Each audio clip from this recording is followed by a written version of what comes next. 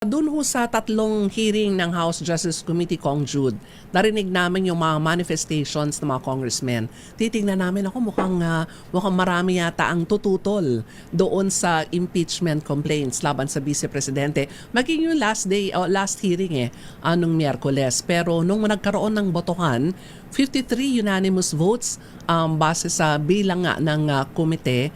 At the same time ay ang sabi nga yung inaakala nating mga hindi sana boboto, lahat sila parang nakita rin po ba dito yung merito ng mga ebidensyang natalakay din dun sa tatlong pagdinig ng Justice Milky, Committee. siguro may dalawang factors. So, una, kasi unlike dun sa mga manifestations wherein ang aming mga kanya-kanyang opinion at paninindigan sa bawat issue or appreciation namin sa ebidensya o testimonya ng mga resource person ay depende sa issue on hand, di ba? Siyempre, sa issue ng threat, sa issue ng confidential funds, sa issue na pwedeng magkakasalungat kami dun on one issue or the other.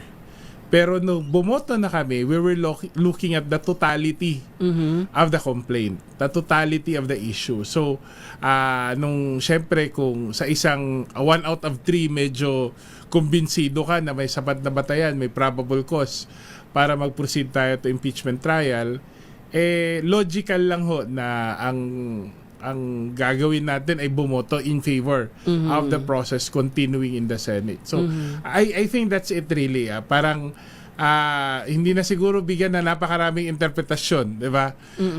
Sa bawat manifestation, syempre, specific kami to a particular issue.